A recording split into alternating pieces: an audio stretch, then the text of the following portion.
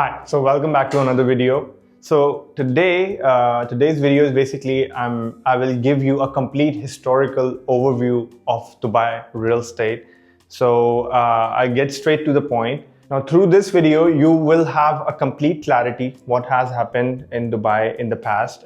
Because in 2002, the freehold ownership law has been passed and people started, buying projects, developments in Dubai, and everything was very new. Most of the places of Dubai was desert, but I wanted to give you the vision of Dubai. If needed, after this video, I will try to go much deeper if audience takes much interest in it. But again, a lot of people who are new to the channel, a lot of people who are coming to buy in Dubai, those are also very much buying for the very first time. They don't know the history of Dubai, so I wanted to give them a complete clarity in this short video so that you will have the confidence when you're buying any kind of a real estate in Dubai. But a lot of people who are buying, a lot of people who contacted me through my YouTube channel, they are basically investors of the market, or they have multiple objectives. Some people have an objective of investment as well. They want their investment to grow. If needed, they will flip it and move on to some other business or even diversify into other real estate investments. Or they're buying with the multiple objectives of maybe their children might be using that property by the time it will be handing over. So I'll get straight to the point. This is a map of 2002, a satellite image of Dubai, what was actually happening in the whole areas of Dubai. This will not give you any kind of a clarity, but to give you a perspective, this is our Palm Jumeirah, which was under construction. Now the Palm Jumeirah is basically the contractor who are basically completing the development of Palm Jumeirah. Is the Netherlands group Van Oord. I'll try to put down a link in the description of this video so you can visit their profile. They are the ones right now who are doing the Naya Islands right next to Bulgari Resorts. They are basically building a complete reclaimed island. They are very much good in the dredging of the seafront locations, and they try to make a complete land like Palm Jumeirah, right? Like the Palm Jabal Ali. So they were the same people. This is the Palm. This is our District 1. This is our Dubai Creek flowing. This is our Mina. This is our Mina Rashid. And as you can see on this Jumeirah belt, nothing was there whatsoever. This is our Jumeirah Islands. Right next to Jumeirah Islands is our Emirates Living, and this land is still empty. And this is our Al Quoz. This is basically the part where the Arabian Ranches was launched in 2005, which is now called as a luxury ribbon. So I'm gonna go to another image which was of 2008, in which the palm was almost done. And some of the communities which we know that people have made a lot of money in that, those were also done. Like almost done. Some were under the handover phases, some were undergoing still the construction phase. So this is basically the map of 2008, a satellite image of 2008. To give you a perspective, the people who doesn't know much about Dubai, they don't have a complete clarity on the areas, what has happened in Dubai, what kind of areas where people have seen 100 to 400% return on equity. To give you an idea, this is basically our Jumeirah Islands. This is our Emirates Living, in which there are three more clusters of meadows, Hatan, Springs.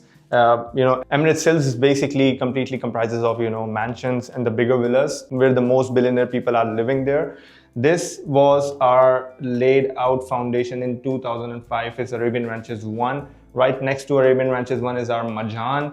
Right next to, opposite to Majan, is basically our DSO, Dubai Silicon Oasis. This is our 7 stadiums on the Al Ain Highway. Right before 7 Stadium is our beautiful community by Emaar, the Valley, where Shoba is also building their own community of Shoba Elwood. Price per square feet is around 1300 right now for the latest cluster. Right now on the Jumeirah Island, which is right now basically the matured location of Dubai, the price per square feet is somewhere around 3,000 plus. In Emirates Hills, same is the case, depending on the variations, depending on the villas. In Springs and the Meadows, those houses were sold for 500,000 dirham back in the days. Now the prices, people in the market, you can search it up on all the property portals and you will understand what I'm trying to explain here. People have seen immense amount of returns because back then this was the only option available for the residents to live in. And also there were not many people residing inside the city of Dubai because of many reasons. But again, to give you a perspective, I'm just explaining these things. This is our famous epicenter of Dubai, the downtown. This is our District 1, where the prices have also matured. In downtown, the most prime real estate is selling for 5,500 price per square feet. This is basically our Dubai Creek Harbor and upcoming master plan. It's almost, the island district is already handed over. People are living there. But again, Dubai Creek Harbor still needs a lot, to be fully mature in the coming few years when the MR will completely launch and give the designs in the market that they will be coming up with an icon tower. This is our famous Palm Jumeirah, where the prices we are seeing right now are 5,000 to 12,000 price per square feet, depending on what kind of custom built villa it was. So on Palm Jumeirah, the garden homes were sold for 2.8 million dirhams back then. But now prices have jumped. People have seen immense amount of returns here. This is our basically Port Rashid. Back then there were no concepts of creating any kind of a residential spaces here, but now everything has been changed and everything is moving towards the Jabal Ali free zone. So this is our Mina Rashid by Emaar, RYM. Price per square feet have reached to 3,000 plus. This is our famous maritime city where Beyond is doing their development and the price per square feet is also somewhere around 2,700 plus. Now this Majan, this is our Arabian Ranches. Right next to it is also our Global Village, which is a famous, attraction for a lot of people. There is a lot to explain here what has already happened in Dubai. This is our DXB airport, the most busiest airport in the world. Now, everything is moving towards south side. Everything is moving towards south side and this side of Dubai.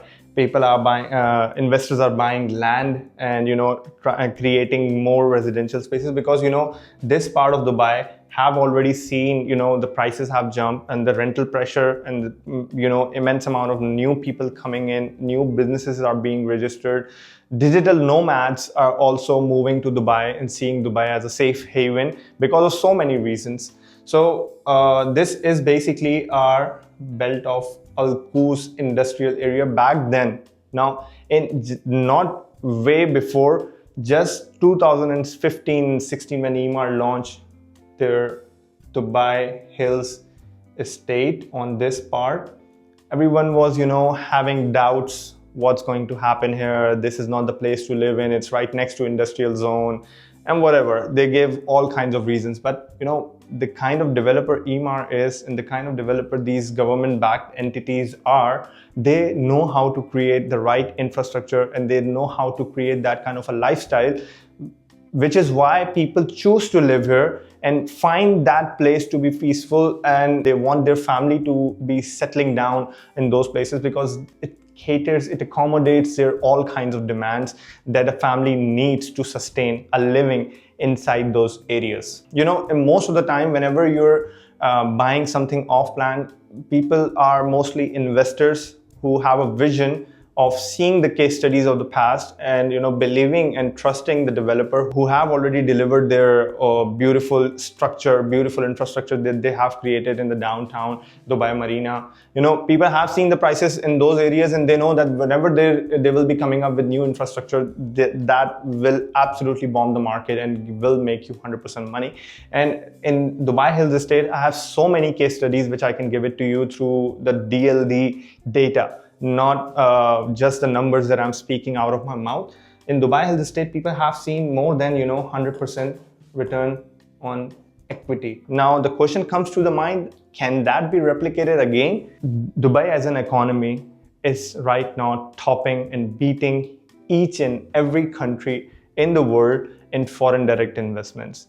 There is more than 200 plus nationalities living inside this city, and more people are planning to live inside this beautiful city of Dubai.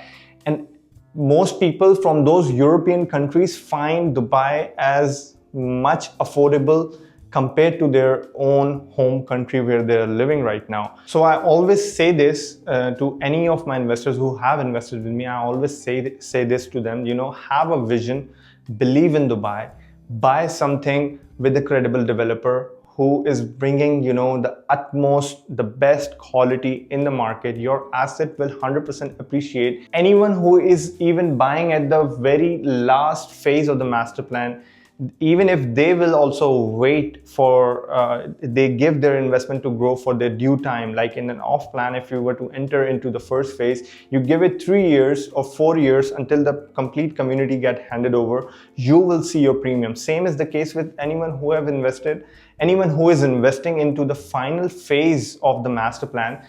They just have to, you know, wait it out at least 3 years for that property to get handed over so that they can get those kinds of premiums. Now, in all communities of Emaar, there is one thing always common that people love to live, the lifestyle that Emaar gives, the experience that Emaar gives to their buyers. And the most important part is the 100% appreciation that people have seen who have invested into the very right time, into the right assets in Dubai, in the Emaar communities, or any other developer who is coming up with the right location, with the right price point. Now, in that belt, everything right now in today's market have matured, and there are so many villa communities are being launched and sold out, and also so many villa communities and townhouse communities are already you know, created some kind of an existing location for a lot of people. This part have already matured, and it is considered to be as one of the center of Dubai, because, you know,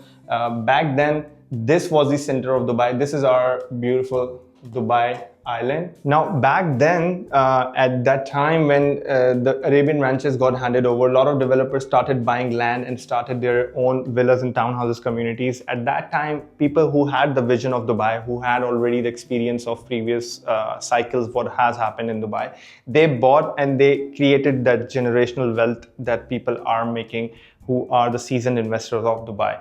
Now, that location looks very far from the center of Dubai, because this is our DXB International Airport. Somewhere here is our Dera City Center, which was considered to be the place where people, whenever they come as a tourist in Dubai, they visit that mall to, you know, shop around, or anywhere if they want to move around anywhere in Dubai. Now, after a while, like after 5 to 7 years time, that being replicated in a more better way in downtown in Dubai Mall, and this now became the epicenter of Dubai, the downtown and Dubai Marina. Now, this part is basically our Dubai Marina and JBR. Somewhere down this side is our Blue Waters Island, where the price per square feet is 5,000 plus. Now, this part was considered to be a very far out location back then, but the people who had vision, who have bought in Palm and they never have sold, they know what I'm talking about, that they are seeing the best appreciation that they have made on the Palm, and those assets are not depreciating, not even hitting any kind of a correction whatsoever. And, you know, in those cycles of Dubai in 2015, when the market peaked and there was some issues because of, you know, new regulations were getting in place, you know, the prices got a little bit, you know, downgraded in so many areas, but these kinds of assets never depreciated. On the COVID time, when the spending power of people got hurt, you know, at that time, you can't really judge a market. You can't really judge an asset value, because a lot of people can't even afford to buy anything at that time. People were actually backing up from all kinds of investments. Because of that, for a short span of time of 6 to 7 months, the prices, you know, anyone who panicked, they priced their property in a very wrong way, and they took a loss because of so many reasons. You know, some people, you know, they want to diversify into some other investment. They want to, you know, back up the funds so that they can feed their family or employees or whatever it is. But people who had the holding capacity, they waited out after that phase, like the phase of Dubai now, It's very bullish in the real estate market. They have created the generational wealth. Now, I have explained in my seafront investment video that this part is very important because after this, because this already had matured Bulgari, there's somewhere here is our Pearl Jumeirah as well. After this, there will be nothing left in those locations which are in the close proximity to downtown or Dubai Marina. There will be nothing left to buy at those price point which most people can afford, and take certain kind of appreciation on their assets. After that, you will be moving towards the Al Jurf side, which will be towards Abu Dhabi side. Now Dubai, basically after undergoing so much of aggressive development, now it's moving towards this side and this part, which is the south side. Now, there are some interesting developments coming up on a very beautiful beachfront location, which I will also cover later. But again, this video is basically to give you a complete historical overview on what happened in Dubai. So now you have seen the complete, the historical overview of Dubai, in which I tried to make it very brief so that, people don't get lost into the details. But to give you an understanding why I'm making this video, to make you understand like what has happened previously, how Dubai started, and now what is actually happening, what are the new infrastructure. Now the people who are trying to, replicate those kinds of returns that people have made it in 10 years, I'm trying to explain the same thing, like these are your new infrastructure in Dubai right now. So when I explain it on the map, you will get some kind of a clarity. Previously, to give you a complete summary, this was our Dubai Islands, where the price per square feet is, different kinds of variations of the development. In the Island A, you will be able to find some affordable properties which are not completely facing to the beach side. So that's why the prices are varying from 2,500 to 3,500 in some cases. Now, after that, you have your maritime city where Emaar and Beyond is basically your RYM, Rashid Yassin Marina, and Beyond is basically building their whole community on this location, a seafront location, where the price per square feet is varying from 2,900 to 3,200 in some cases. So this is basically the J1. As you have seen, there was nothing there in 2008. Now we have this beautiful development of Bulgari, in which the price per square feet is 10,000 plus, I would say, because there are a lot of variations. People have upgraded their villas, and they're selling at a very higher price point as well. In some transactions, I have seen 20,000 plus price per square feet have been achieved in the assets of Bulgari, because it's very limited in supply and it's very exclusive, and there are some high-end restaurants already developed where a lot of UHNIs are actually visiting and accepting that location as a very private and exclusive location, and also the royals also hang out on these places. Now Miraz is basically redoing the whole La Mer, where they have launched Jumeirah Azora Bay at price per square feet of 8,000 plus. Very limited, only 2-bedroom till 4-bedroom apartments and the ocean mansions. And from the news of the market, Tata has bought a 500 million dirham worth of a villa on this island. Then there is Solaya Beach, which haven't been launched, but from the plans of the developer, the price per square feet will be 7,000 plus. To give it a name, these are the very niche developments. And this specific belt of J1 is, after this, there will be nothing available. There will not be any kind of opportunities coming up on this specific belt, because once this is done, all of the locations nearby to the downtown will be completely accommodated and done with it. And the price, after the handover of those assets, there will still be demand. There will still be people who will be looking for properties near to the downtown or near to the business bay or near to Dubai Marina. And they are left with only these few options. One, Dubai Island; second, Dubai Maritime City; then La Mer; then Bulgari; and then after that, you have your beautiful Palm Jumeirah. Now, in Palm Jumeirah, I know, there are only 1% or even below 1% people of Dubai who can afford that kind of, you know, villas, custom built villas. But Dubai is attracting, you know, the whole world population right now. It's not, you know, restricted to the people of Dubai. A lot of people from Abu Dhabi are also moving towards Dubai as well. You know, they are looking for accommodation inside Dubai because they love to, you know, live inside the hustle bustle of the city. There's all kinds of people. Abu Dhabi is more kind of a family oriented place. Unlike Dubai has all kinds of recreational activities, but Abu Dhabi is also slowly moving towards that as well. To give it a perspective, Abu Dhabi is more of old money kind of people who are attracted towards the assets in Abu Dhabi, villas or the you know, the residential apartments, the branded residential apartments such as like Mandarin Oriental, Lu, and Nobu. They are all located on the Saadiyat. You know, I will get into detail of Saadiyat as well. But again, this video is to explain you the historical, you know, what has happened. Now, this overall complete, if you take all of Dubai, you know, the complete master plan of Dubai, it has been developed. This is only the seafront. What I'm talking about is basically 2 to 3% of total supply.